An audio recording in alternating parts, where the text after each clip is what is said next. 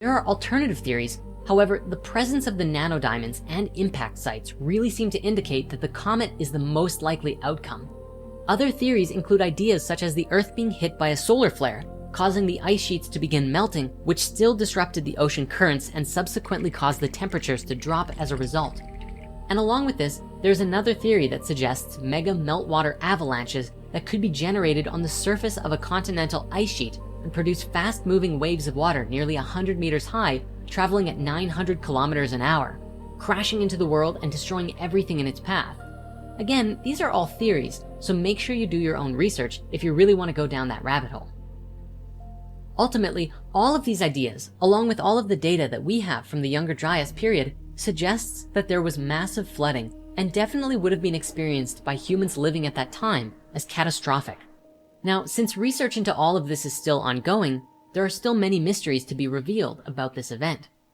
Naturally, with sea levels rising, the lower coastal lands are the first to be submerged, and anyone living and hunting there would have been submerged with it, similar to how Doggerland was submerged around 6,200 BC in Europe. Any humans who survived such cataclysmic events would have had it ingrained in their cultural memory that would have been passed through oral tradition into later civilizations. If this event really happened, it most certainly would have contributed to the mass extinction events that we see in history, and in extent, paved the way for the host of flood myths on every continent. And the last thing I'd like to speak on concerning the Younger Dryas impact is this. Generally speaking, the Younger Dryas impact is believed to have taken place about 12,800 years ago, which, returning to this chart, shows us when we see this sudden and sharp drop in global climate.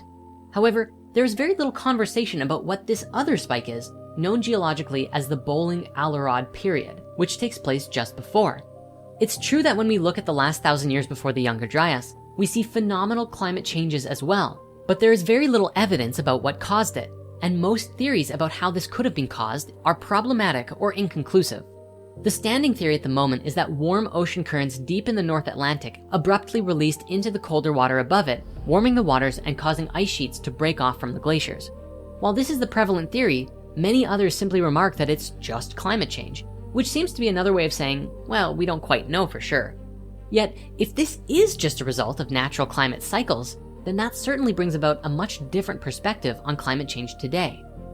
So that said, we have a few ideas about this on our own, because to us, this looks like a connected event. It looks like the Earth may have been going through some natural warming on its own, but that something caused temperatures to spike up and then suddenly drop. This may indicate that the comet impact is a little bit older than believed, that the first spike was actually the comet impact, and then the drop was the result of enough meltwater flooding the oceans for so long that it disrupted the ocean currents, and we see the temperatures go down as we discussed.